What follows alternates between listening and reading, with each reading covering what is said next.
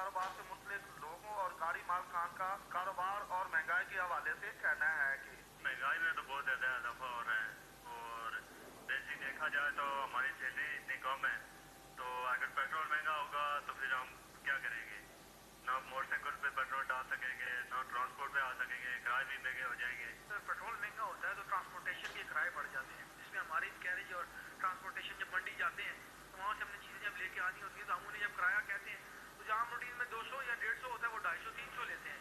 इसी तरह पेट्रोल किनू ले लें आप, ख़त्म हो रहा है, लेकिन अगर पेट्रोल महंगा होगा तो डेफिनेटली किनू भी जो है ना महंगा हो जाएगा, लेकिन ख़त्म हो रहा है वो तो वैसे ही महंगा है, और पेट्रोल अगर महंगा होगा तो वो डेफिनेटली पीक पकड़ जाएगा। महंगे होने तो फिर हमें फ़ायदा नहीं होता है, सस्ता हो जाए तो हमें फ़ायदा होता है। बस हुकूमत को चाहिए पेट्रोल सस्ता कर लें।